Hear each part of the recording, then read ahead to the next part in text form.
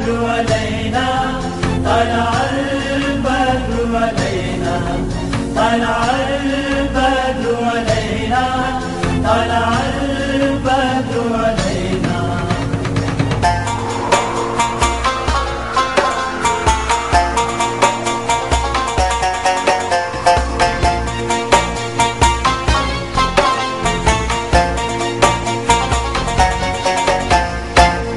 فلک کے نظاروں زمین کی بہاروں نحمده ونصلي ونسلم على سيدنا ومولانا محمد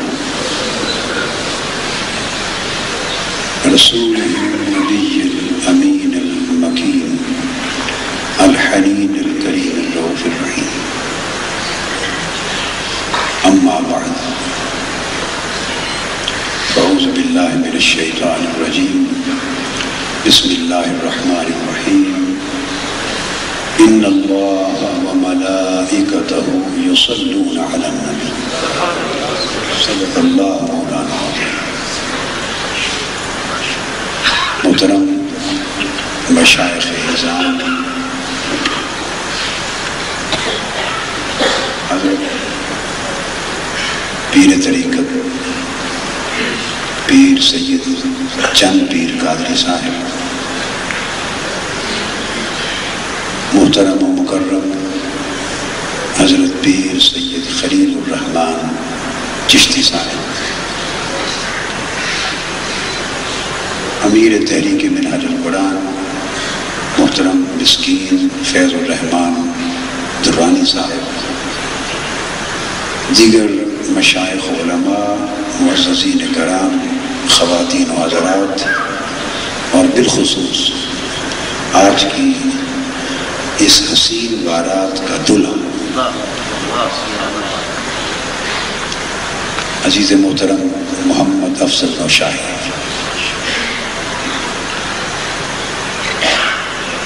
الحمدللہ تعالی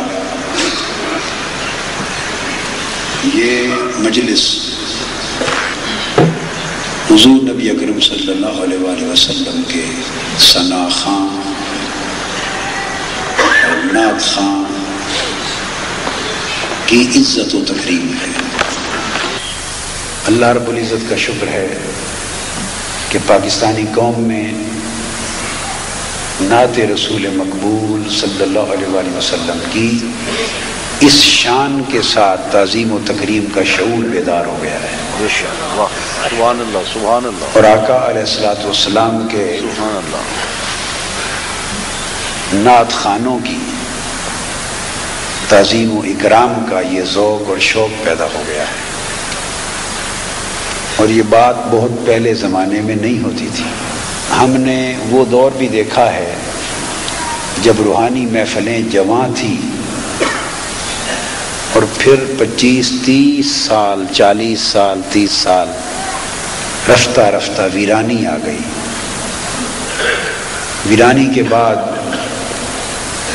اللہ نے آقا علیہ السلام کے ذکر پاک اور آقا علیہ السلام کے پیغام عشق اور حضور علیہ السلام کے پیغام محبت کے فروغ کے ذریعے اس اجڑے ہوئے گلشن میں دوبارہ موسم بہار لانے کے لیے ایک تحریک پیدا فرمائی، اس کا نام منہاج القرآن رکھا۔ سبحان اللہ۔ یہ اللہ کی تخلیق، اور آقا علیہ السلام نے اس خزاں رسیدہ چمن میں دوبارہ بہار کے دن پلٹانے کے لیے اپنے غلاموں کے اس قافلے کو اپنی نوکری کے لیے منتخب فرمایا۔ تو منہاج القرآن یہ انتخاب ہے نگاہ مصطفیٰ کا، سبحان اللہ۔ اور منہاج القرآن یہ نوکری ہے فروغ عشق مصطفیٰ کی، سبحان اللہ۔ اور منہاج القرآن نوکری ہے فروغ نعت مصطفیٰ صلی اللہ علیہ وسلم۔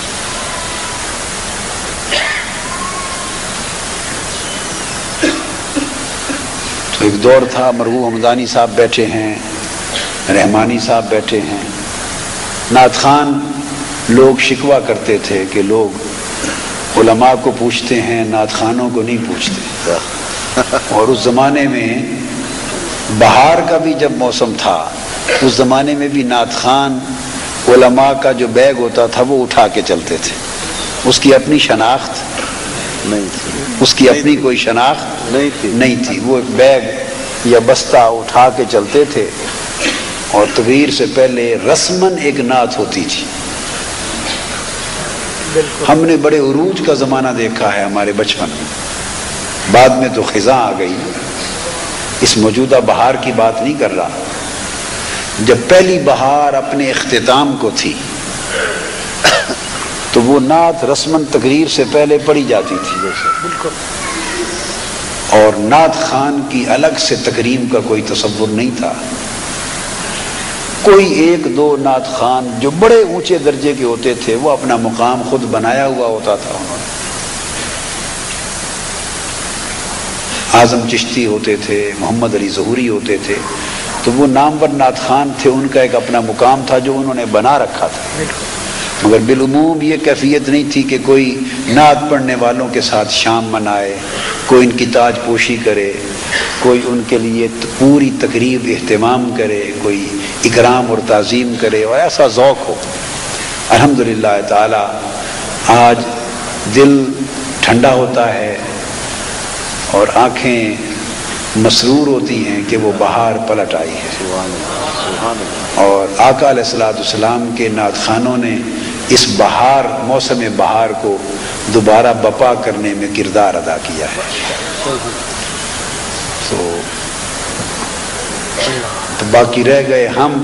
ہماری حیثیت تو یہ ہے اگر اللہ قبول کر لے تو ہم نعت خوانوں کی جوتیاں اٹھانے کے قابل ہو. آقا کا کوئی نعت خوان ہو اور میں اس کے جوتے اٹھا لوں تو میرے لیے اس سے بڑا فخر اور کیا ہوگا، اس سے بڑی سعادت کیا ہوگی. جو حضور کی نعت کہے اور ہم اس کے جوڑے اٹھا لیں، بڑی بات ہے. سبحان. یہ جو فروغ نعت ہے، کیا فروغ نعت، یہ سنت خدا ہے. سبحان اللہ. کیا ہے؟ سنت خدا. سنت خدا ہے.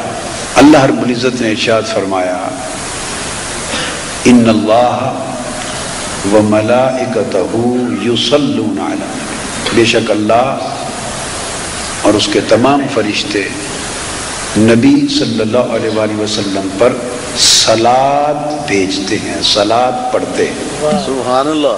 صلاۃ پڑھتے ہیں.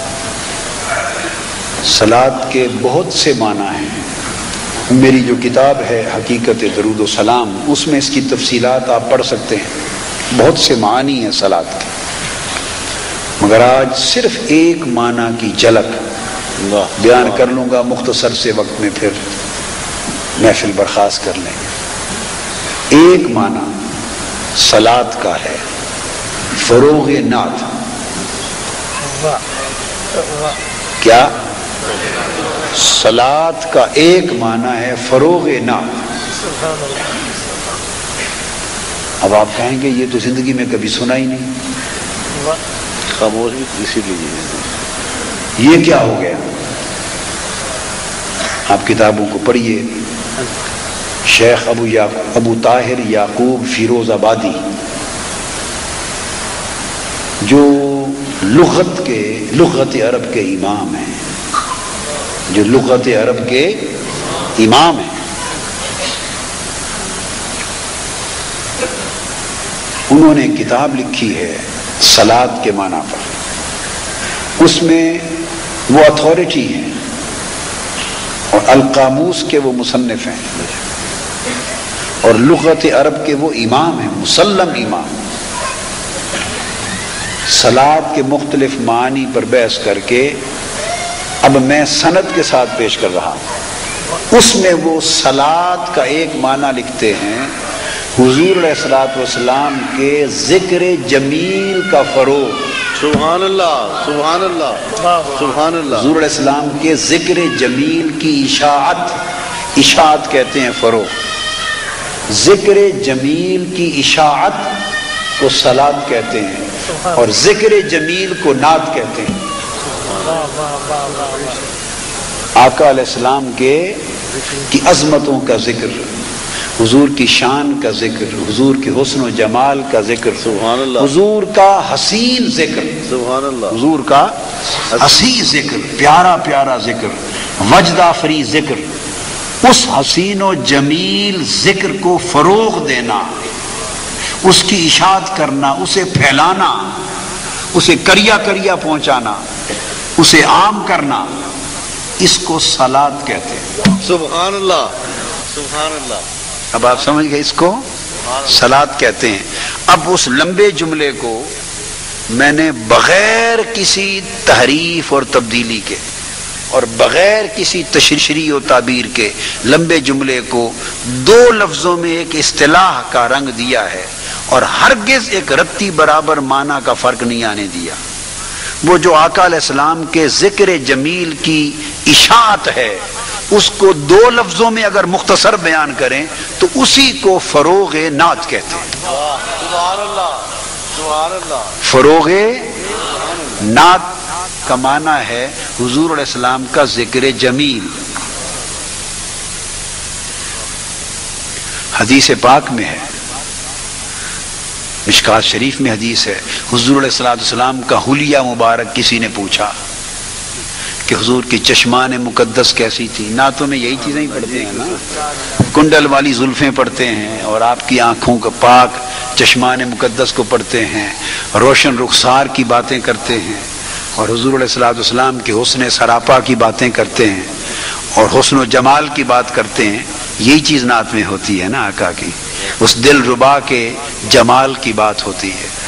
سیدنا مولا علی شیر خدا رضی اللہ تعالیٰ عنہ سے کسی نے پوچھا کہ آقا علیہ السلام کے حلیہ مبارک کی کیفیت کیا تھی، تو حدیث کے لفظ ہیں کہ وہ حضور علیہ السلام کی نعت بیان کرتے ہوئے، حدیث کے لفظ ہیں کہ سیدنا مولا علی شیر خدا حضور علیہ السلام کی نعت خوانی کرتے ہوئے، حضور کی نعت ناعتہ کے لفظ ہیں حدیث میں، کیا ناعتہ، حضور کی نعت پڑھتے ہوئے یوں نقشہ کھینچتے تھے، پھر وہ حضور کے رخساروں کی بات شروع کرتے، سبحان اللہ، اور چہرہ پاک کی بات شروع کرتے، پھر زلفوں کی بات کرتے، اور سر انور سے لے کے قدموں کے تلووں تک سارا بیان کرتے، اور فرماتے کہ یہ کچھ ناعتہ حضور کی نعت پڑھتے ہوئے یوں بیان کرتے۔ تو حضور علیہ السلام کے حسن سراپا کا ذکر جمیل، اس کو نعت کہتے ہیں، اور یہ نعت حدیث کی اصطلاح میں نے کہا ہے، اصطلاح حدیث میں بیان کر دیا، اور اس کی اشاعت کو فارسی اور اردو زبان میں فروغ کہتے ہیں۔ وہی لفظ ہے، آپ ترجمہ دیکھ لیں اشاعت کا عربی میں، عربی لغت کی کتاب اٹھا لیں، اشاعت کا اردو ترجمہ دیکھیں، آپ کو فروغ مل جائے گا۔ میں نے آپ کو عرض کیا کہ رتی برابر تبدیلی نہیں کی، بس لمبے جملے کو دو لفظوں میں سمو دیا ہے۔ تو آقا صلی اللہ علیہ وآلہ وسلم کہ حسن سراپا کا اور حسن و جمال کے بیان کو فروغ دینا، یہ فروغ نعت ہے۔ اب آپ، یہ ہے صلات کا ایک معنی، کیا صلات کا ایک معنی۔ اب قرآن مجید کی آیت کی طرف آ جائیے اور ذرا اس معنی کی روشنی میں آیت کو سمجھیے۔ اللہ پاک نے فرمایا ان اللہ وملائکتہ یصلون علی النبی، بے شک اللہ اور وہ اپنے ساتھ سارے فرشتوں کو ملا کر فروغ نعت مصطفیٰ میں مصروف رہتا ہے۔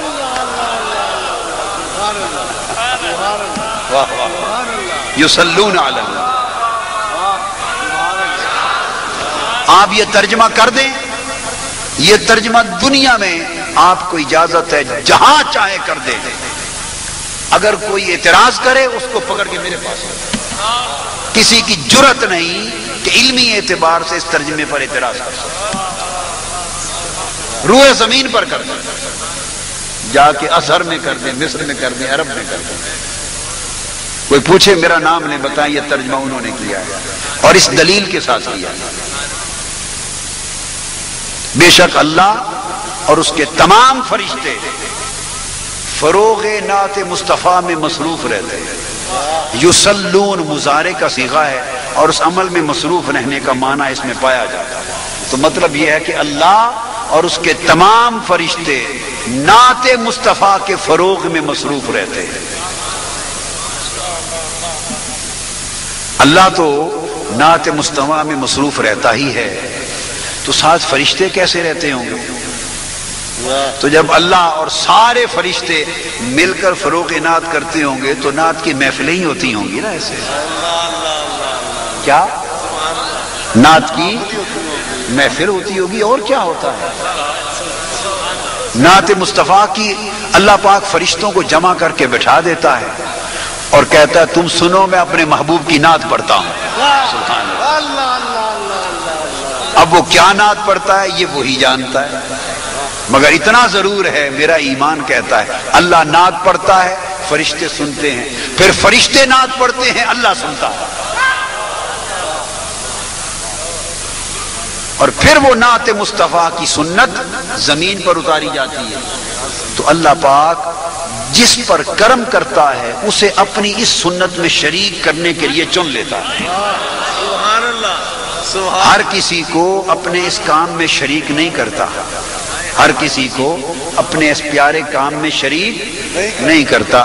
تو جو لوگ اس دنیا میں فروغ نعت میں مصروف ہیں، اللہ کے ساتھ وہ ملائکہ کی جماعت میں شامل ہو گئے، وہ کام کر رہے ہیں جو اللہ نے اپنے ساتھ ملائکہ کو جس کام پہ لگا رکھا ہے. تو اللہ کے ساتھ آسمانوں پر ملائکہ فروغ نعت میں مصروف ہیں اور زمین پر غلامان مصطفیٰ فروغ نعت میں مصروف ہیں، اور نعت خانان مصطفیٰ فروغ نعت میں مصروف ہیں. سبحان اللہ. یہ جو محفلیں ہو رہی ہیں یہ سنت عرش معلیٰ ہے. عرش پر بھی یہ محفلیں ہوتی ہیں. کیا عرش پر بھی یہ محفلیں ہوتی ہیں؟ جیسی محفل یہاں ہو رہی ہے نا نیچے آقا علیہ السلام کی نعت پاک کی، ایسی محفلیں اللہ پاک عرش پر بھی منعقد فرماتا ہے.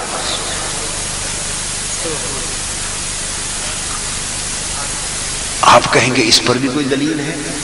ایک تو بات بیان کر دی کہ فروغ نعت پھر محفل کے بغیر کیسے ہوتا ہے؟ اکیلے بند کمرے میں ہوتا ہے، اکیلے تنہائی میں ہوتا ہے فروغ نعت. اشاعت کا تو تقاضا یہ ہے کہ اجتماعی طور پہ پھیلایا جائے، اور محفل ہوتی ہے.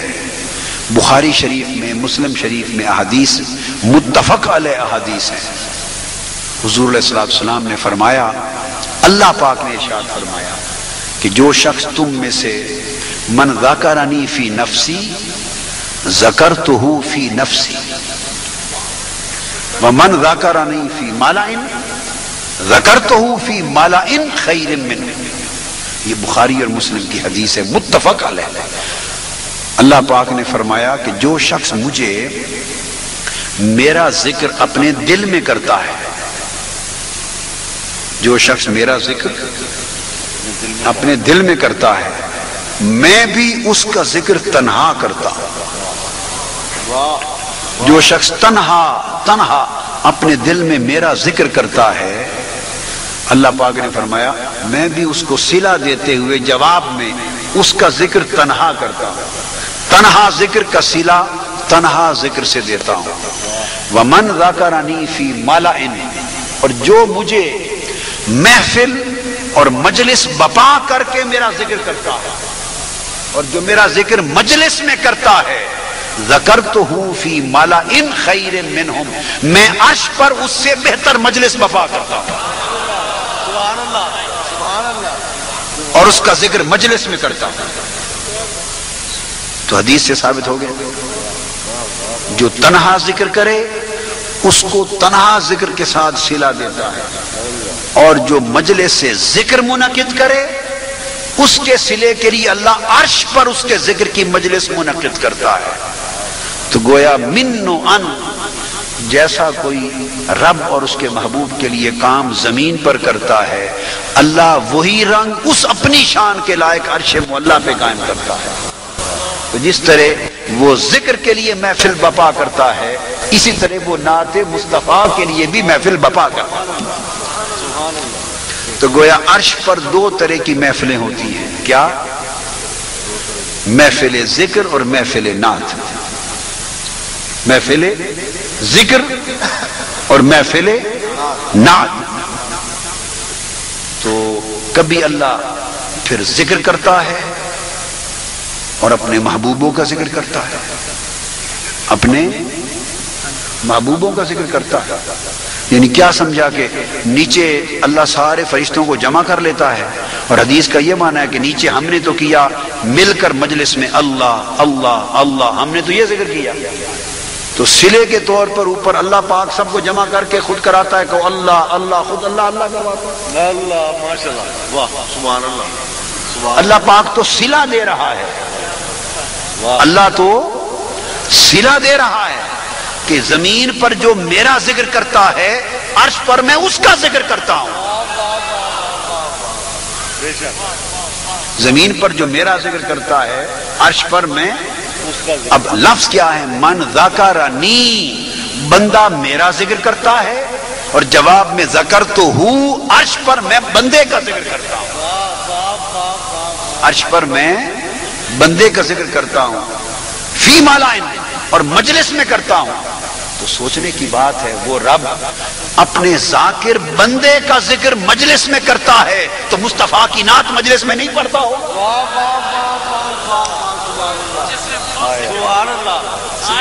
وہ رب اپنے ذاکر بندوں کا ذکر مجلس میں عرش پہ کرتا ہے.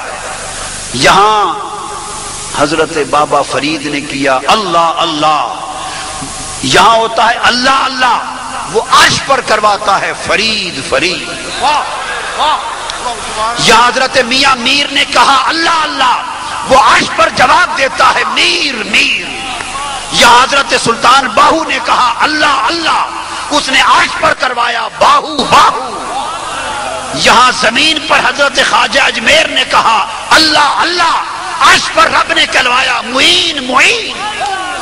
من ذکرنی فقد ذکرتہ، جو میرا ذکر کرتا ہے میں جواب میں اس کا ذکر کرتا ہوں، اپنا نہیں.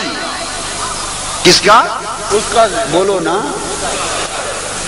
اس کا ذکر، بندے کا ذکر کرتا ہوں. اور فرق بتایا، اگر میرا ذکر کوئی تنہا کرے تو میں بھی اوپر اس کا تنہا کرتا ہوں. بندہ کہتا ہے رب رب، وہ کہتا ہے بندہ بندہ.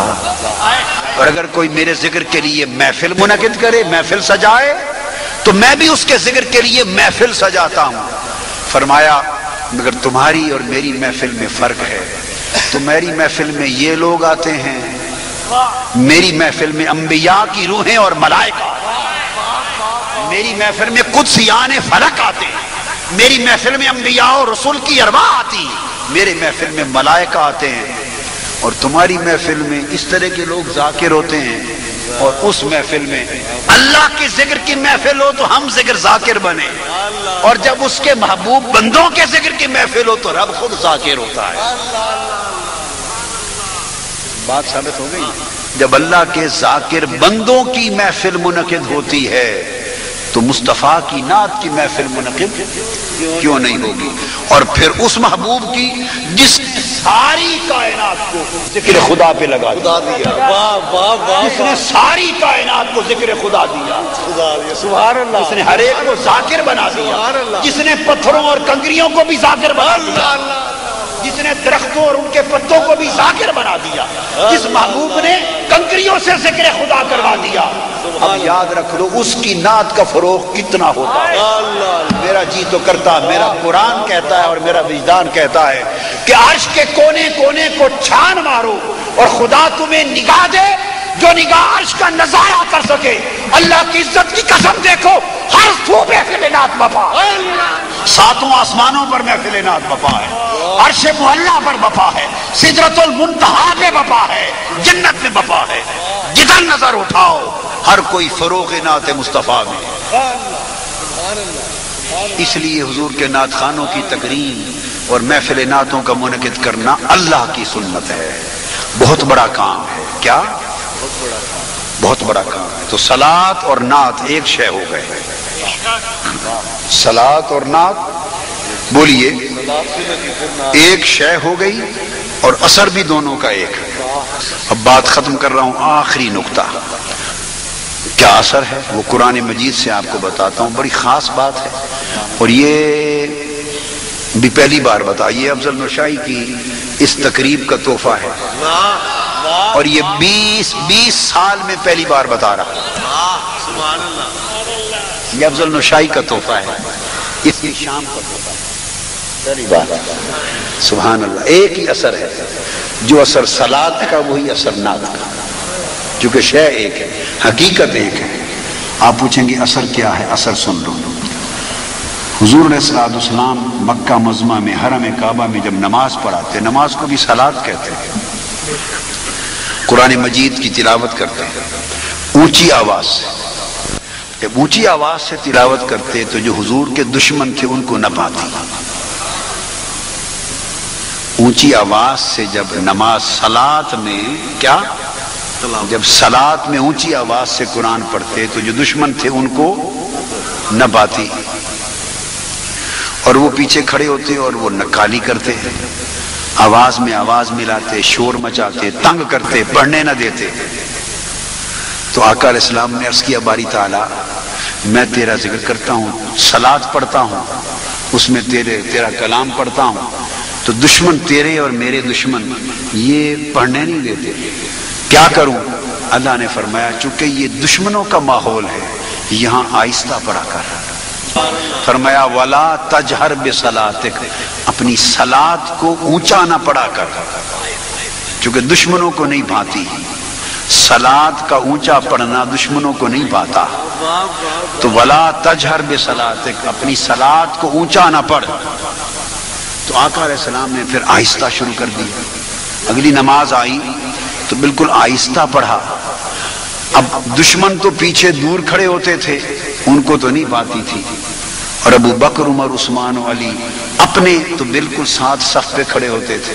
تو جب بالکل آہستہ کر دیا وَلَا تَجْهَرْ بِصَلَاتِكَ کے حکم کی تعمیل میں کہ اپنی صلاۃ کو اونچا نہ کر، تو بالکل آہستہ کر دیا، تو ان کو بھی سنائی نہ دیا، جو اپنے غلام کھڑے تھے ان کو سنائی نہ دیا۔ تو جب ان کو سنائی نہ دیا تو اللہ پاک نے پھر پیغام بھیجا، فرمایا وَلَا تُخَافِتْ بِهَا، محبوب صلاۃ کا اثر یہ ہے کہ دشمنوں کو نہیں بھاتی، اپنوں کو بھاتی ہے۔ صلاۃ دشمنوں کو نہیں بھاتی، اپنوں کو بھاتی ہے۔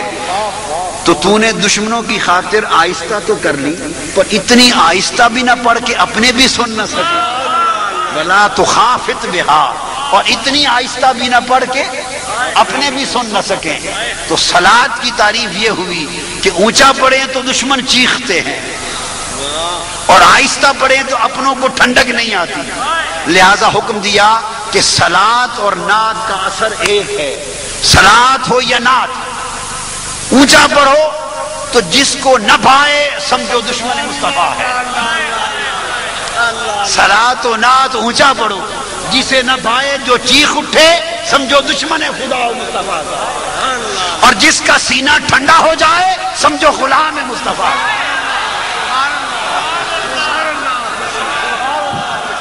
البدر علينا طلع البدر علينا طلع البدر علينا طلع البدر علينا